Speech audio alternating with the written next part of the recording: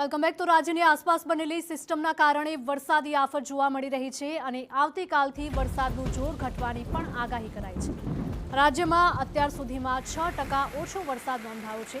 સૌરાષ્ટ્ર અને કચ્છમાં અત્યાર સુધીનો સરેરાશ 18% ઓછો વરસાદ થયો છે। દક્ષિણ ગુજરાતમાં સામાન્ય કરતાં અત્યાર સુધીનો 5% વધારે વરસાદ થયો છે।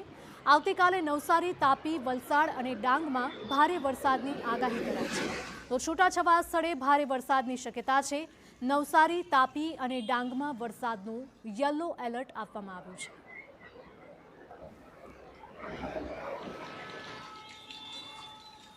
ऑफशोर ट्रक है अभी जो साउथ गुजरात से लेके सेंट्रल केरला तक है। इनके प्रभाव से हम उम्मीद करते हैं कि अगले 2 दिन तक तो यहाँ जो गुजरात राज्य है उसमें कई स्थानों पर से लेकर अधिकांश स्थानों पर गुजरात क्षेत्र में खासकर दक्षिण गुजरात क्षेत्र में बारिश की संभावना है। सौराष्ट्र में भी कुछ एक स्थानों पर बारिश की संभावना है। तो दक्षिण गुजरात માટે અંબાલાલ પટેલની ચિંતાજનક